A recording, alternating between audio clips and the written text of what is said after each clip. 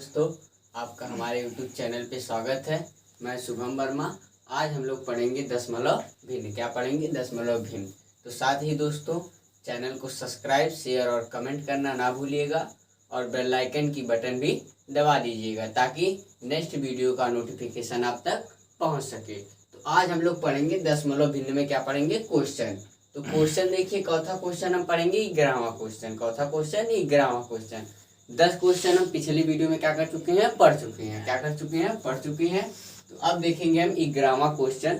तो सबसे पहले देखिए 11वां क्वेश्चन क्या है कि 9 - 8.5 गुणे 0.6 भागे 5 प्लस 3 का मान क्या होगा? तो यहाँ पर देखिए जो हमारा क्या दिया है, यहाँ पर संख्याएं दी है, मतलब 9 - 8.5 गुणे 0.6 भागे 5 प्लस 3 का मान क्या होगा। मतलब इसको क्या करेंगे, अब हम हल करेंगे। तो यहाँ पर सबसे पहले क्वेश्चन एक बार फिर से लिखेंगे। 9 - 8.5 गुणे 0.6 भागे 5 प्लस 3। तो देखिए हमारा क्या है? क्वेश्चन है। क्या है? क्वेश्चन है। अब सबसे पहले देखिए इसमें कौन सा नियम लगेगा? देखिए भाग है, गुणा है और जोड़ और घटाना, यानी चारों चिन्ह क्या है हमारे यहाँ पर मौजूद है। तो यहाँ पर देखिए आपको हम पिछले वीडियो में पढ़ा चुके हैं क्या? भागु जोगा। क्या पढ़ा चुके हैं आपको? भागु जोगा। क्या पढ़ाए हैं? भागु जोगा। इसमें देखिए क्या होता है, पहले भाग जोड़ घटा, भाग गुणा जोड़ घटाना क्या होता है? ये देखिए जो भागु जोगा होता है क्या होता है? क्रम होता है, यानी जो चिन्ह है हमारे 4 चिन्ह होते हैं उनका क्या है? क्रम है। क्या है?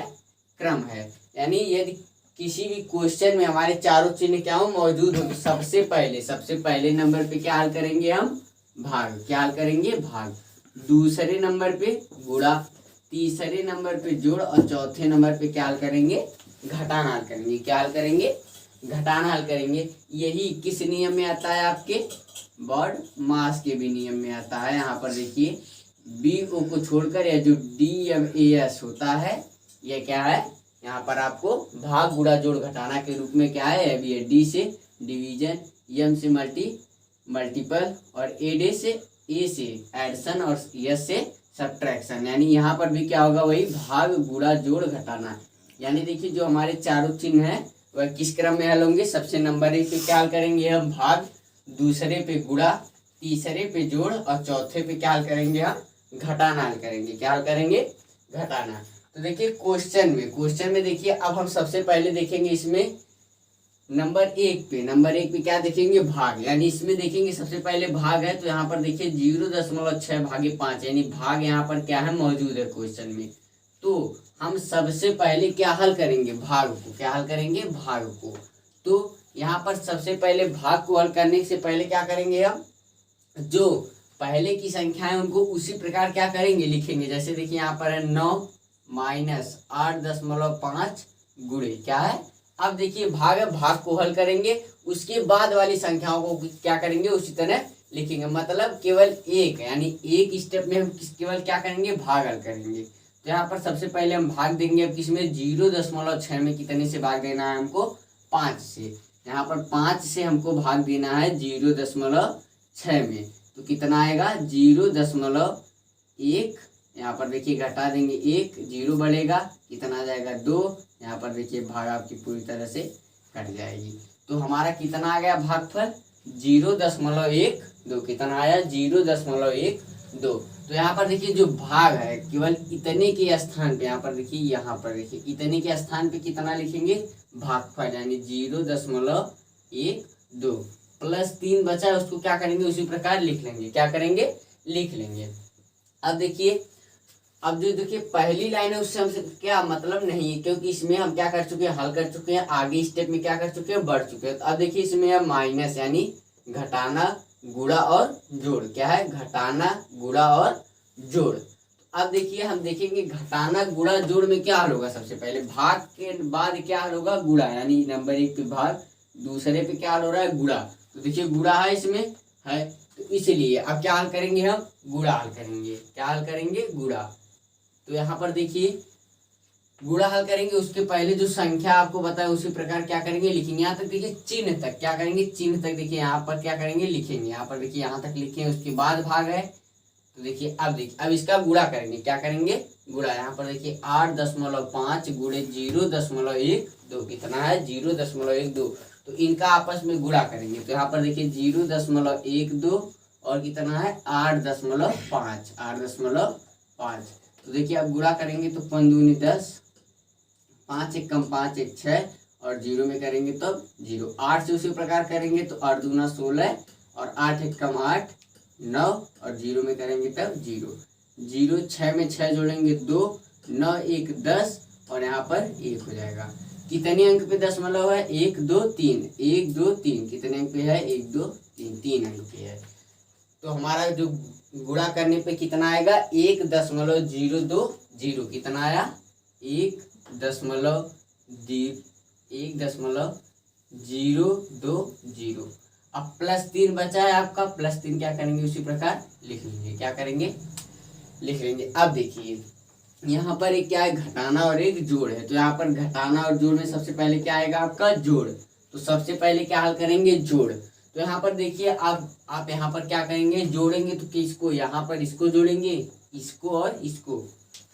यहाँ पर आप यही करेंगे तो यह क्या होगा गलत होगा, यहाँ पर यह नहीं जुड़ेगा। क्यों, क्योंकि देखिए जो 3 है इसके आगे कौन सा चिन्ह है प्लस का, और जो 1.020 है यह किस में है माइनस में। तो माइनस प्लस क्या होता है हमेशा घटता है, क्या होता है घटता है। और प्लस प्लस क्या होता है जुड़ता है। तो देखिए +3 और 9 के आगे क्या छिपा है प्लस, क्या छिपा है प्लस। यहाँ पर 9 के आगे क्या छिपा है प्लस, इसलिए क्या जुड़ेंगे 9 और जो यहाँ पर 3 है वह जुड़ेगा, क्या जुड़ेगा 9 और 3। क्यों, क्योंकि 9 भी क्या है प्लस में है और 3 भी प्लस में है। तो प्लस प्लस जुड़ते हैं, ना कि माइनस प्लस जुड़ते नहीं। माइनस प्लस क्या होते हैं घटते हैं। इसलिए क्या करेंगे 3 और 9 को जोड़ेंगे। तो 9 में यदि हम 3 को जोड़ेंगे तो कितना आएगा 12, कितना आएगा 12, 9 3 12। तो यहाँ पर देखिए जोड़ दी कितना आ गया 12। अब देखिए हम हल किसको किए 9 और +3 को हल किए, बचा कितना हमारा -1.020। अब इसको उसी प्रकार लिख लेंगे -1.020। कितना बचा है -1.020। अब देखिए यहाँ पर क्या है घटाना, क्या है घटाना। अब आप कैसे यहाँ पर पता चला घटाने का चिन्ह देख के हम नहीं पता करेंगे। 12 के आगे कौन सा चिन्ह है प्लस का है, और प्लस माइनस क्या होता है माइनस, इसलिए क्या होगा यह अब घटेगा, क्या होगा घटेगा। तो 12 में से यदि हम 1.020 को घटाएंगे, यहाँ पर देखिए 12 में से हम क्या करेंगे 1.020। अब देखिए क्या करेंगे 12 के बाद दशमलव लगाकर हम क्या कर सकते हैं 0 बढ़ा सकते हैं। क्या करना है आपको घटाना करना है। तो यहाँ पर देखिए घटाएंगे 0 आ जाएगा। यहाँ पर हासिल यहाँ पर देखिए यदि लिया जाएगा तो यहाँ पर देखिए क्या हो जाएगा 10 में से 2 घटाएंगे तो 8। यहाँ पर 9 बचेगा, 9 आएगा दशमलव। यहाँ पर कितना बचा आपका 1, कितना बचा है 1, 1 में से 1 को घटाएंगे 0, यहाँ पर 1 कितना आ गया 10.980, 10.980। तो यहाँ पर देखिए दशमलव के बाद संख्या के अंत में यदि दशमलव रहता है तो इसको लिखिए या मत लिखिए, दोनों बात एक ही है। तो यहाँ पर देखिए लिख भी दीजिए, देखिए कितना आया है 10.980। यह क्या है आंसर है, क्या है आंसर है। तो यहाँ पर देखिए सबसे पहले जो क्वेश्चन हमारा है उसमें क्या लगा है बॉडमास का नियम या कहिए या तो भागो जोगा का नियम कहिए, दोनों बात एक ही है। तो देखिए सबसे पहले बॉडमास के नियम से ही देखा जाए तो यहाँ पर देखिए सबसे पहले क्या होता है भाग, क्या होता है भाग। तो भाग के देखिए सबसे पहले नंबर पे भाग करेंगे, जितना क्या है बचा है यानी आगे जितना है क्या करेंगे उसी प्रकार लिख लेंगे, और भाग के स्थान भाग करने पर जो भागफल आया हुआ कितना है 0.12। अब दूसरे नंबर पे क्या हल करते हैं गुणा, क्या हल करते हैं गुणा। तो देखिए जब गुणा करेंगे तो देखिए अब जो आगे संख्या बची है यानी 9 माइनस बचा है उसको लिखेंगे। अब गुणा करेंगे जितना आया यानी 1.020 आया है, अब +3 बचा है उसको भी लिख लिए। अब यहाँ से देखिए माइनस और प्लस है यानी हल होगा प्लस, तो प्लस क्या होगा प्लस प्लस में जुड़ता है यानी यहाँ पर जो 3 है वह 9 में जुड़ेगा। क्यों, क्योंकि 9 भी प्लस में है और 3 भी प्लस में है, लेकिन जीरो दो जीरो जो है किसमें है, माइनस में, इसलिए 9 और 3 जुड़ा है। तो 9 3 हमारा कितना हो गया है, 12। अब 12 में से क्या करेंगे, 1.020 को घटा दिए तो आया 10.980, जो क्या है, आंसर है। तो यहाँ पर देखिए ये आपको समझ में आ गया होगा, इसे लिख लीजिए या स्क्रीनशॉट ले लीजिए। अब हम देखते हैं अगला क्वेश्चन। तो यहाँ पर देखिए अगला क्वेश्चन, तो देखिए हमारा अगला क्वेश्चन है 12वां क्वेश्चन। तो 12वां क्वेश्चन देखिए क्या है, 3, यहाँ पर देखिए क्या है, कामा, यहाँ पर क्या है, यहाँ पर है कॉमा है, 3 कामा 2.7 तथा 0.09 का लघुत्तम समापवर्ग क्या होगा। यहाँ पर जो हमारी कितनी संख्याएं दी गई है, 3 संख्याएं, 3 और 2.7 और 0.09 का लघुत्तम समापवर्तक, लघुत्तम समापवर्त मतलब LCM क्या पूछा है, LCM पूछा है। तो यहाँ पर देखिए सबसे पहले जो हमारी दशमलव भिन्न यानी जो दशमलव में संख्याएं होती हैं, यदि उनका लघु यानी LCM पूछता है, क्या पूछता है, LCM। यहाँ पर देखिए इसका दूसरा क्या इंग्लिश में कहते हैं, LCM। तो यहाँ पर देखिए जो 3 जो हमारा दशमलव में संख्याएं होती हैं, क्या होती हैं, दशमलव में संख्याएं होती हैं, यदि उसका क्या पूछे, LCM पूछे, क्या पूछे, LCM पूछे, तो उसका क्या करते हैं, सबसे पहले जो दशमलव में जो संख्याएं रहती हैं उनको क्या करते हैं, भिन्न में बदलते हैं, क्या करते हैं, भिन्न में बदलते हैं। उसके बाद यानी भिन्न में बदलने के बाद जो अंश रहता है, जो अंश रहता है उसका क्या करते हैं, LCM ज्ञात करते हैं, और जो हर रहता है उसका क्या करते हैं, HCF ज्ञात करते हैं। क्या क्या ज्ञात करते हैं, HCF ज्ञात करते हैं। तो यहाँ पर देखिए सबसे पहले हमारी संख्याएं 3, 2.7 और 0.09। यहाँ पर जो तीनों संख्याएं हैं, यानी यहाँ पर देखिए एक तो क्या है, दशमलव में नहीं है, 2 दशमलव में है, तो सबसे पहले इनको क्या करेंगे, हम भिन्न में बदलेंगे। तो यहाँ पर सबसे पहले क्या लिखेंगे, भिन्न में बदलने पर क्या लिखेंगे, संख्याओं को भिन्न में बदलने पर।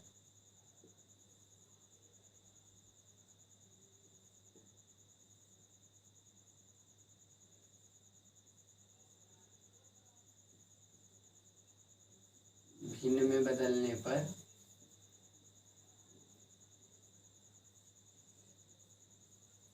यदि हम भिन्न में बदलें तो यहाँ पर सबसे पहले देखिए जो 3 है, आपको बताएं किसी भी संख्या यानी कोई भी संख्या उसके हर में एक क्या रहता है, छिपा रहता है। यानी 3 है, जो हमारा 3 है उसके हर में क्या छिपा है, एक छिपा है, यानी हम 3/1 क्या लिख सकते हैं, 3 को 3/1 लिख सकते हैं।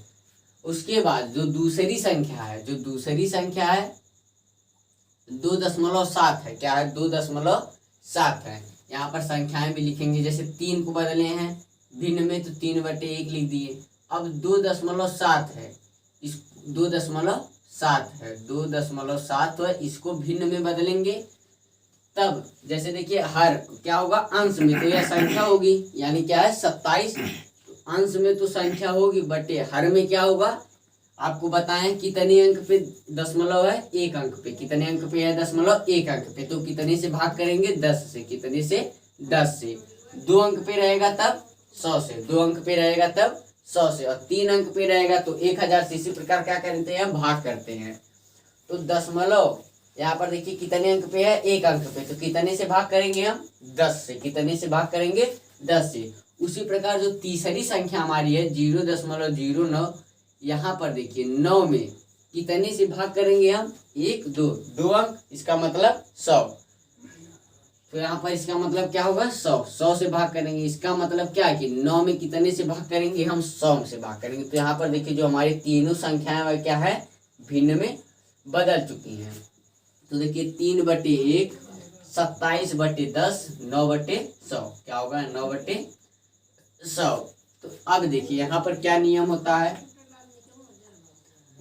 कि भिन्न में, जैसे यहाँ पर दिया लघुत्तम LCM निकालने के लिए, तो सबसे पहले क्या करते हैं, अंश का LCM, क्या करते हैं, अंश का LCM मतलब क्या होता है, लासा, क्या होता है, अंश का लासा। यहाँ पर क्या लिख दीजिए, लघुत्तम समापवर्त, क्या है वह, लघुत्तम समापवर्त लेने पर। जो यानी अंश होगा उसका क्या करेंगे हम, लघुत्तम लेंगे। क्या लेंगे, लघुत्तम यानी एलसीएम लेंगे। तो यहाँ पर देखिए जो 3, 27, 9 है, क्या 3, 27, 9 क्या है 9। अब देखिए इसमें एलसीएम निकालना सबको आता होगा, पिछली वीडियो में पढ़ा भी चुके हैं। तो यहाँ पर देखिए 3 से कटेगा, कितने से कटेगा, 3 से। 3 9 27 और 3 त्रिक 9, क्या होता है इसमें भाग देते हैं। तो यहाँ पर देखिए 3 से फिर काटेंगे तो 3 त्रिक 9, 3 एक कम 3।